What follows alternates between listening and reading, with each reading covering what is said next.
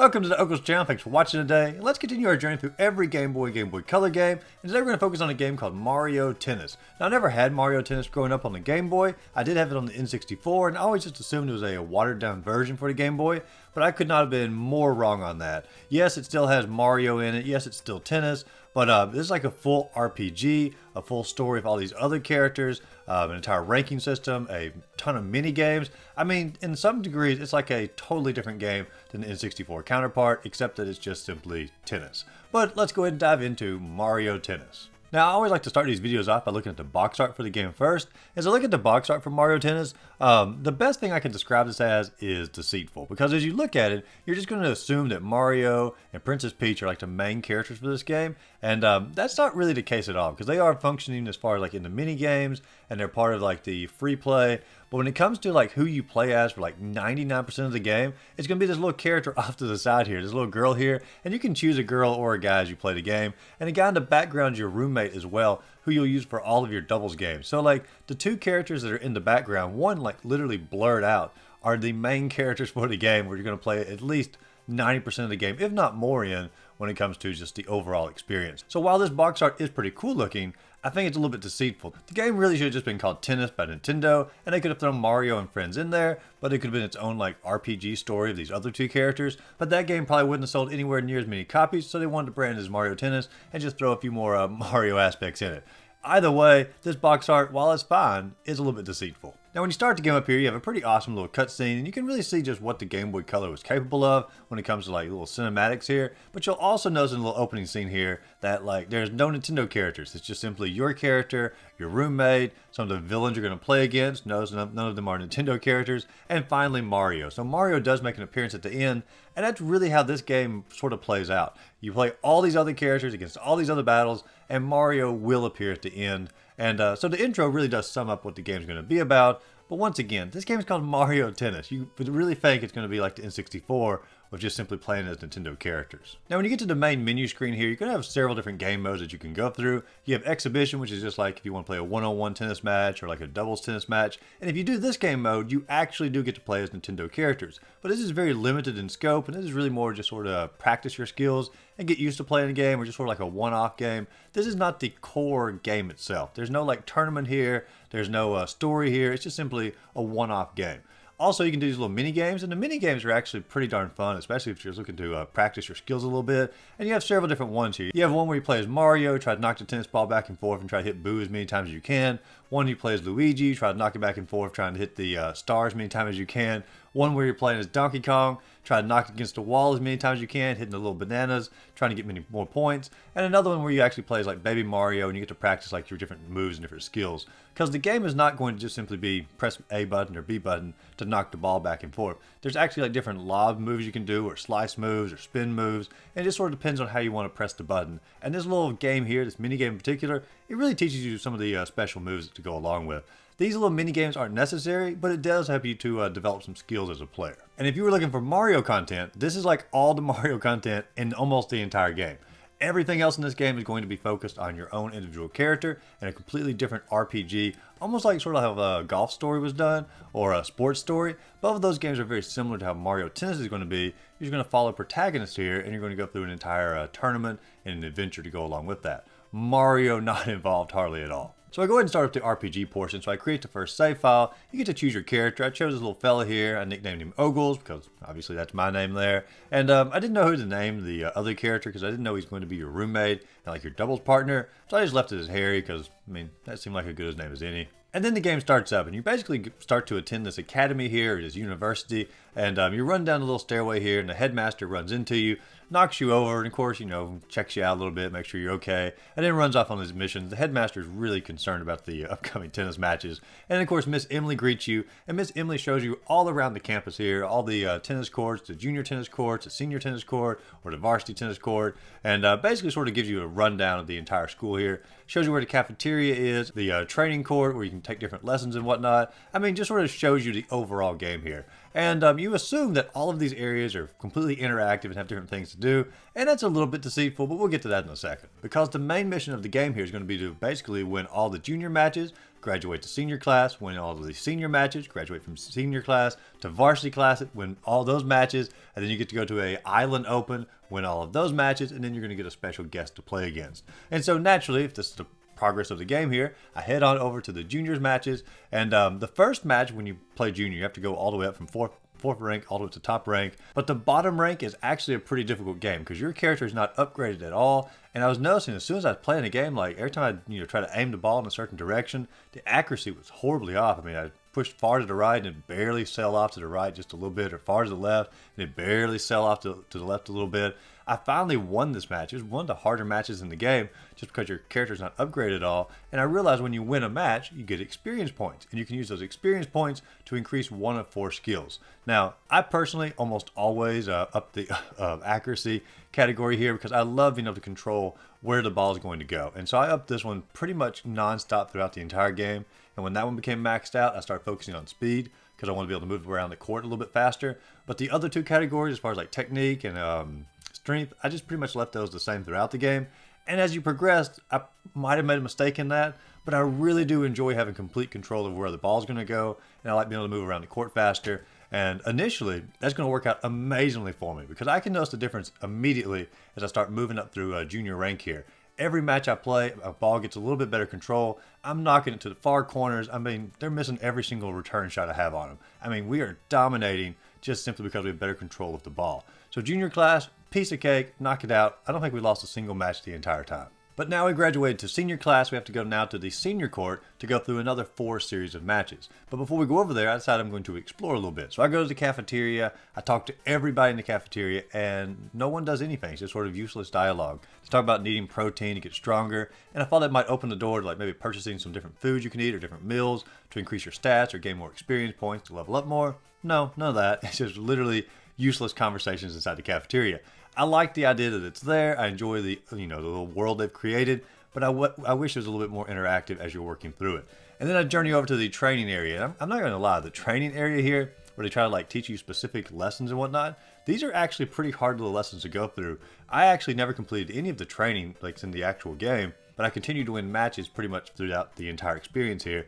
And so I'm not really sure what's up with the training. I only went over there possibly to get more experience points, but that proved to be far harder to get anything out of that than just simply practice my skills for the matches. So off I go on to senior class. I get over to senior class, and these matches are definitely a step up in difficulty, but especially with every single match that I win, I get more experience points, so my aim gets better, my speed gets better, and I mean, we're really sort of dominating most of these matches. The only complaint I have on these matches is just how long they last, because you have to win 6 games in a little set here, and then of course, if you win that set, then you can move on to your next set, and you have to win 6 games in that set in order to win the overall match. You have to win 2 of the 3 sets, and that is extraordinarily long, because if you don't win both of them in a row or all 6 games in a row, some of these matches can go on for like nearly 20-30 minutes depending on how well the other player is going against you.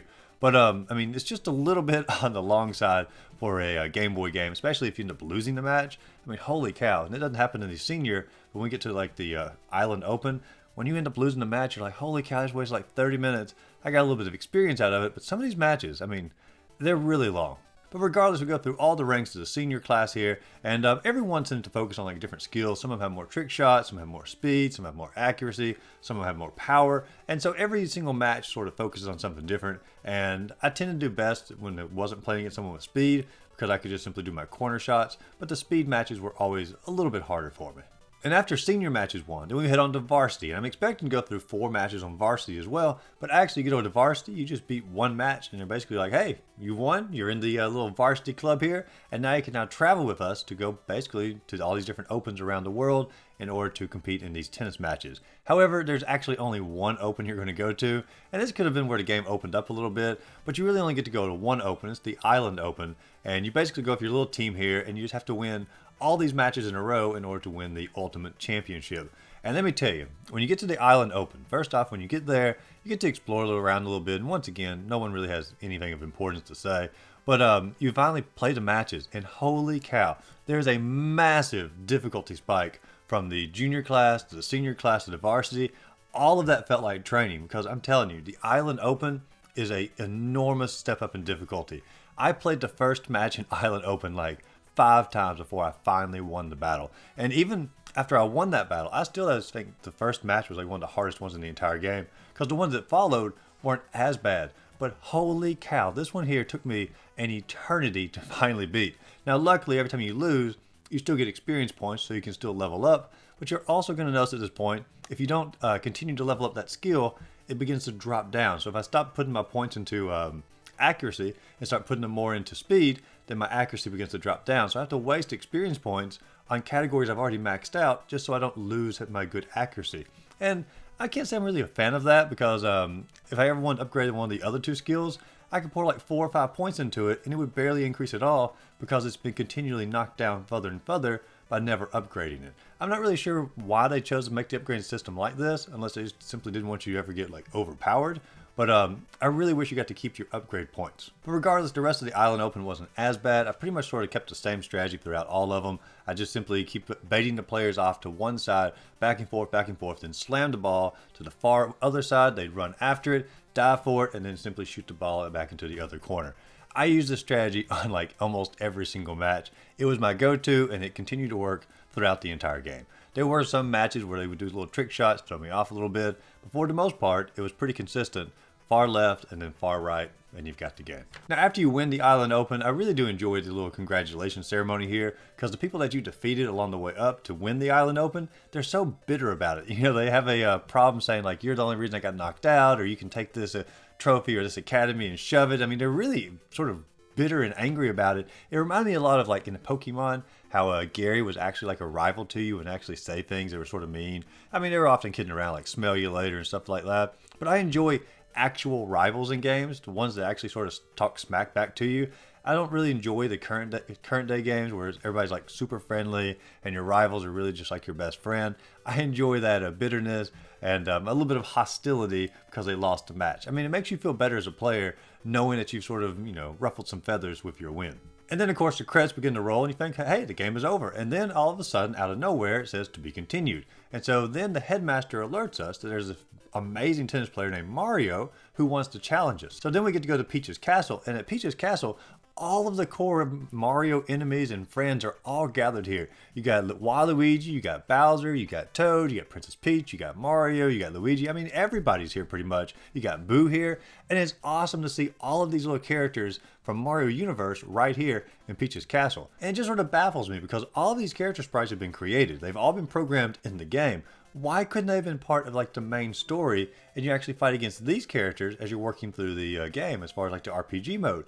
Why are you fighting just random nothing computer characters when you could have been fighting characters from the Mario universe? I mean, they're in the game. It's called Mario Tennis. And not only that, you can't even fight as these characters or play against them in like the 1 versus 1 or the doubles and the practice or the, just the single round matches. And so it's like, why are they programmed in the game but not actually part of the game? This would have made the game so much better if they just simply used these recognizable characters instead of all these different strangers throughout the RPG. I'm not sure why they made that decision, but we'll get to that in a second. But regardless here, you're in Peach's Castle, and awesome little scenery here. And it really makes me think, like, judging from like the graphics here at Peach's Castle, the music from Mario 64 playing in the background, how cool it would have been if they'd done like a Game Boy version of Mario 64. I don't know, that's just sort of what I was thinking as I was going through the scene here, seeing all the little pixelated characters. That's something I would have really enjoyed seeing, like a overhead adventure game, sort of like Link's Awakening, but with Mario going through the Mario 64 game. That's another day for another topic, but it did make me think about that. But regardless, then you get to play your 1 versus 1 match against Mario, and holy cow, this is a easy match. I mean, there were times where Mario wasn't even scoring or coming close. It's just so weird. You go through the entire island open here of like super hard matches, like extreme difficult, and then you go to Mario, and he's just a walk in the park. It's like someone from the junior or senior class, not even like a varsity match. Super easy battle. And I'm not sure if they just like didn't program it to be difficult, or they like wanted you to purposely win so you could unlock him as far as being able to play him in like the 1 versus 1 practice matches. But it's just so weird they made Mario so incredibly easy. But regardless, you beat Mario, and now he's unlocked in the 1 versus 1 exhibition if you want to just play like a single game off. And if you go back over to the exhibition, you can see he's now a playable character, as well as 2 more blanks. And these blanks are actually if you want to transfer data from the N64 over to the Game Boy. And I didn't have the ability to do that, to transfer it from an N64 to the Game Boy. But there are options to get a few more characters, but nowhere near as many that were displayed inside Peach's Castle. Now you can go back into the adventure mode or the story mode again. You can actually play through all the matches again as a doubles match. Your roommate Harry now you can actually access and you can play through all the matches as double, and it does allow for the game to be expanded upon a little bit more and have more playtime. But this is a really long game. This is not like a 1 or 2 hour game. It probably took me around, I'd say 4 to 5 hours to go through the entire RPG mode, and that's a lot longer than I anticipated. I actually picked Mario Tennis for this particular video because I thought it was going to be a fairly short little game to go through, just like a quick little tournament, sort of like the N64. I was not expecting at all a full RPG story. Now, I'm not complaining about that. It's actually a really fun little adventure game to go through. I wish some of the characters, as far as like the NPCs, could have interacted with you a little bit more, but it's still cool. They built like an entire academy, an entire little university. You go up through the junior to the senior to the varsity, go on a little island scene here, go off on a plane ride and go to Peach's castle. I mean, there's a lot of cool stuff in the little adventure mode, and so I'm not complaining at all, but it is a really long game considering how long each of the individual matches takes to play. Now, I do wish that they just simply made the entire story focused on Mario, because it just doesn't make a lot of sense to do a Mario Tennis game and then don't use any of the Nintendo characters in the main story. But I think maybe like they create a tennis game and then they decided to sort of implement Mario in at the last second. And I think that's how Mario Tennis probably came about. I have no evidence behind that. That's just simply my personal theory on it. I think they had a tennis game. It was all programmed, all ready to go.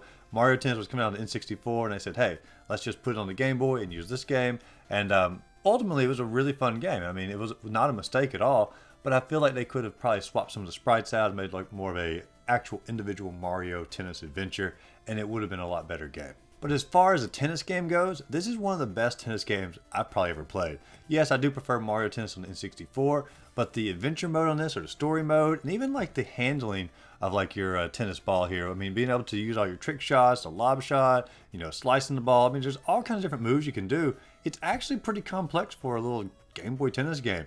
I've not played any other tennis game on the Game Boy, but I cannot imagine any of them coming close to being as technically proficient as this game. This is a really, really solid experience for a tennis game. And even if you don't like tennis, if you just simply like fun, like arcadey type games, I think you'll have a really good time with it. As far as like RPG fans, I don't think RPG fans will have as much fun because all these NPCs are sort of hollow in the game. This is really more of a tennis or arcadey type game with RPG elements sprinkled in here and there. But overall, I had a lot of fun playing the game, and if you've never played it, I'd definitely recommend giving it a go through. But what Game Boy or Game Boy Color game do you want to see me play through next? Let me know in the comments down below some of your all-time favorite games or just games you were always curious about but never got to play. And I'll try to add them to the docket and get a video of them out pretty soon here. But if you enjoyed this video, be sure to like and subscribe to the channel. Check out other videos listed up above. As always, go out there, find a great game to play. Just simply have a great rest of the day.